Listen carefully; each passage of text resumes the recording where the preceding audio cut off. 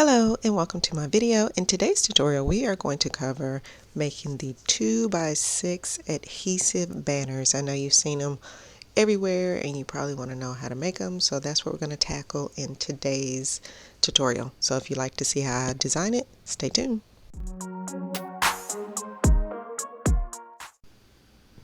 Okay, now this design is going to be the adhesive banner that you can print at Walgreens or CVS. We are going to go with Walgreens. I'm going to show you how to design it, what the dimensions are, and then we'll see how far we get.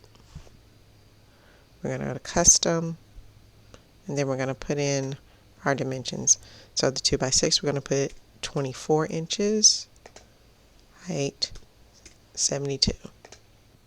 Okay, and as a reminder, make sure that you change your units to inches. By default, Canva is going to have it on pixels, and that's not what you want. So again, make sure you're in inches. You want 24 by 72. So the first thing you want to do is make sure that you set up your guidelines so you'll know where you want to have your text boxes and where you want to have your images. So I'm going to start with the top, bringing this down. And I want to go about 4 inches from the top, and then I'll go over to the side and I'm going to do a 1/2 inch just to allow room in case there's any type of bleed on the print. And just in case you don't know how to get to the guidelines that I have here, you go up to File, Settings, and then Show Rulers and Guides. So now I'm going to do another guideline. I'm going to put that around 4 inches there, and do another one at around 7 inches or so. Okay, now that you've got all your guidelines up, now that you've got all of your guidelines, you don't have to be exact. Like I said, you just want to set up some guides so you'll know how you want to lay everything out, where you want your text box to be, where you want your images. So again, I've got everything laid out. Now I'm going to add a couple of text boxes so that I can have a few on the side for the congratulations and class of. So to do that, you can either go over to the side, add text, add a box, or just hit T on your keyboard. Okay, I'm going to go ahead and start filling out the text box, and then I'll come back after I've done that step.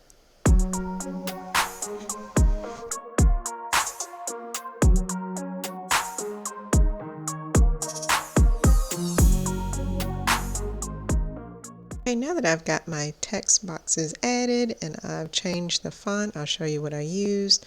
On this one I went with this font right here, League Spartan, and then I increased the font size to 217. On this one I used the same font, but I decreased the size to 180. Now on the bottom for the school, I use Yearbook Solid. The font size is 250, and then for the name I use Brittany and increase the size to 253. Okay, now that I've put in my text boxes and I made sure that everything is on the line, the next thing I want to do is go ahead and add a photo frame for my image. So to do that, I'm going to go up to Elements, I'm going to go to Frame, and then I'm just going to grab that one right there, click it, and then place it on the template. Next thing, you want to resize it. So for this, I'm going to go all the way to the top and then scoot the image all the way over on the side.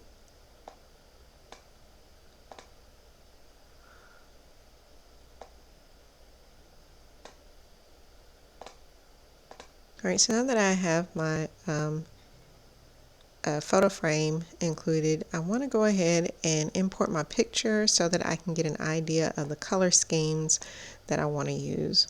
So again, I'm using stock image, so I'm just going to grab it and hover over the frame.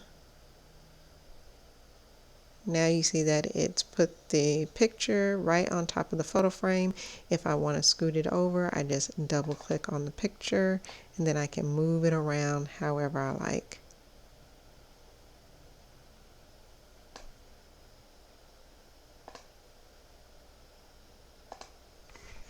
Now for my background, I want to use a gradient that fades to transparent. So I'm just going to go to Elements, and then you can type in gradient.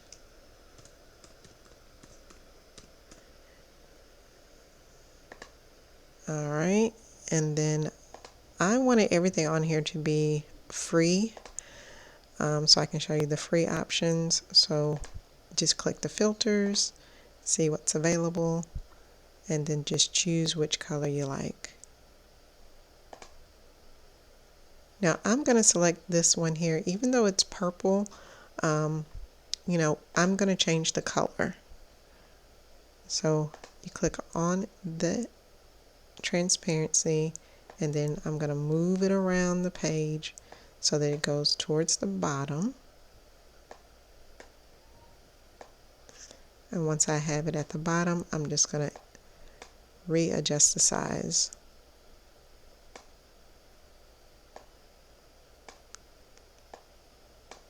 And again, I'm just going to go up the page, and then I'm going to duplicate this after I change the color. So again, go up to color, and then you can click that right there, and then the eyedropper, and you can choose whatever color you like, but I already know the code for the color I'm going to use is a specific type of red, so I'm going to put that in. The color that I've chosen, and you see that it changed it from that purple to this color here. So now what I'm going to do is I'm going to duplicate this, and I'm going to move it to the top.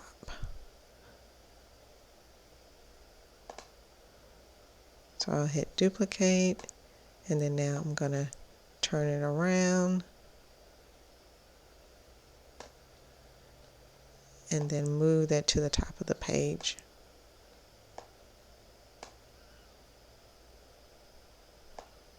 And now you can see how I have the color up at the top, and then I have the color down at the bottom, and then it kind of fades in the middle. And don't worry, we're going to fix everything as far as the picture and the text by changing our layers. What I want to do is I want to change some of this text. So on the congratulations, I want to make sure I'm clicked on the image, hit effects, go to outline. I want to choose white, and I want to change the thickness of the outline, bring it up some so that we can see it. I've changed the congratulations to make sure that it has a thick white outline. I'm going to layers, and then I'm going to move it, because if you notice, you can't really see the outline at the end of the word like you can at the beginning, and that's because of the layering. So you want to go to layers, and you want to move it right there below the words. So now we still have the transparency in the color, but you can see more of the outline. Change that. I want to change the color from black to this color that's in my background. So I'm going to click again on the word. I'm going to go to colors, and instead of black, I'm going to hit that and then choose the eyedropper, and then I'm going to go to where I see the color.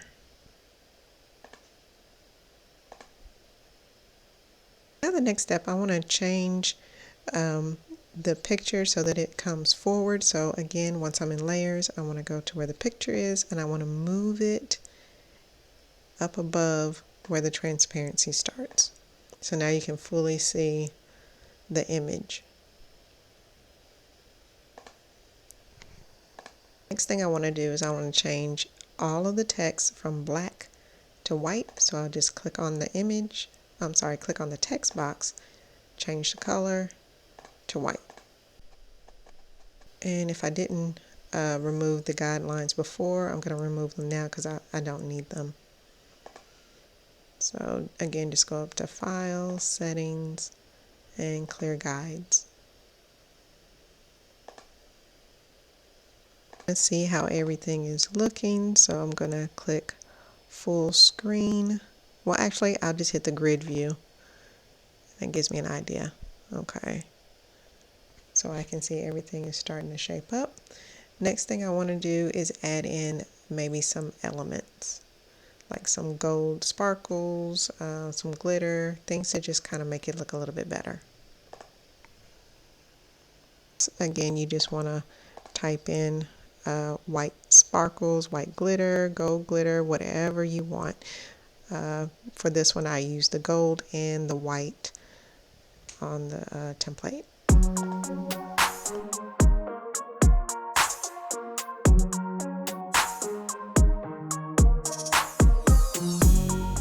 We want to get rid of this harsh line that's at the very bottom of the image. You don't want it to be so blunt. So you're going to go to Elements. You're going to type in white blur. Again, I'm using a free element. And I'm just going to choose this one right here and add that to the page. And then once it's added, you want to go ahead and resize it on the page. So I'm going to make it horizontal and then move it up. You add the white blur, you want to go down to layers, show layers, and then you want to move it on your page to where it's right in between. Let's see, it needs to be above the image, but you also want to make sure that you have your transparency aligned the right way. It'll be your transparency here, that's at the very bottom, transparency for the very top, then your picture, and then you have the blur, and you want to add one more transparency. So we're going to duplicate this, and then we're going to put that on top of that blur. Move it around so that the color is at the very bottom and then it fades towards the top, and then when you want to resize it, you'll see what I mean once I finish this.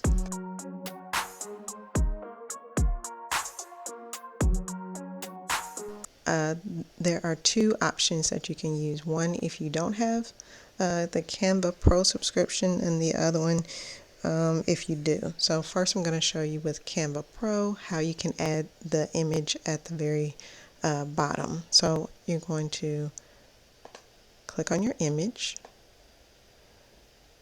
all right, and then we're going to resize it. I'm going to bring it down to the bottom. Okay, now here what I'm going to do is I'm going to choose to remove the background. So if I double click on the picture, hit background remover, that's what happens. Now you have to have a pro account in order to do that, but you'll see the difference when I show you the other option. So I'm going to flip the image now horizontally, and then I'm going to fade it a little bit by removing the transparency, taking that down some. Okay, and I think I'll resize that a little bit.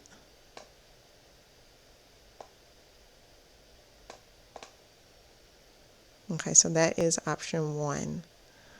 Option 2, I'm going to go ahead and duplicate the page so you can see it. Option 2, if I get rid of that, is if I go back to Elements, add the picture, and then if I don't have Canva Pro, then I need to kind of fade this into the background so that the edges don't show as much. Flip the image horizontally. There we go.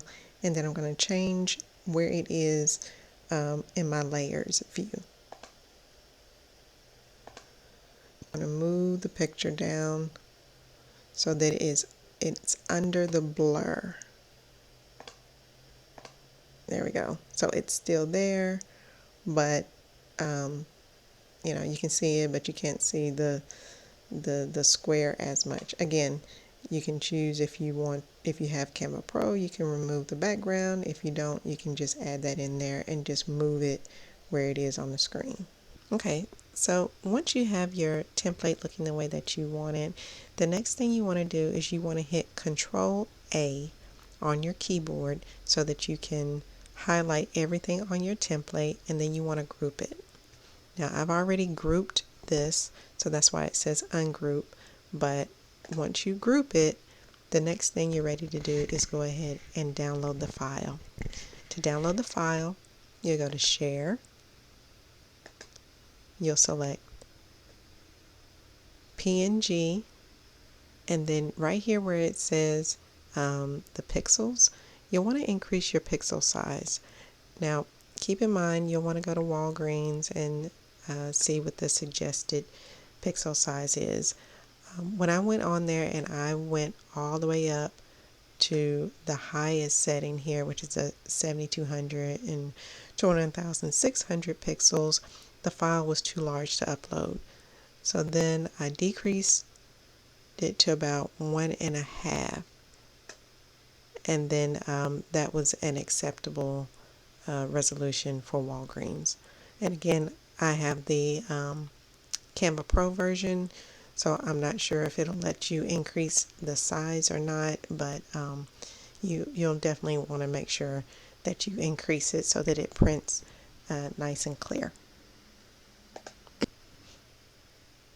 Okay, so now that your file has downloaded, the next thing you'll want to do is rotate it, because you'll see here that we have it in a portrait view, and you need to make it landscape so that it will print correctly inside of Walgreens. So what you'll do is you'll go up here and you'll need to rotate it. So you'll click this and you'll rotate your image. Now you want to save your file. Okay, so once you're on the Walgreens website, you want to go to Photo, and then you want to go to All Photo Products. And then you will go down to where you see Banners. Now, this will tell you the material that's being used. For this one, we're doing the adhesive. If you want a water-resistant type of banner, then you would choose the vinyl. But again, we're doing the adhesive so that you can put it on top of a foam board. All right, so adhesive 2x6, you'll hit Create Now. All right, and then you'll want to go ahead and upload your photo. Now I've already uploaded the photo, so I'm just gonna grab that here, and then once you have it selected, you go ahead and add your project. Make sure that everything looks correctly. Proceed to cart. Okay, and they've got a sale going on right now, so you can enter in a coupon code, and there you go. It changed the price from $51.99 down to $31.19. All right, and like I said, you'll print it, you'll pick it up, and then make sure that you go and get your foam board. Alright, so that ends this tutorial. I hope you found this video helpful. If so, please be sure to like and subscribe. Again, right now we're in the graduation season, so a lot of the videos are going to be around that, but as we move on, you'll see more videos on different subjects, different things like planners and DIY projects, so be sure to subscribe. Alright, see you in the next video.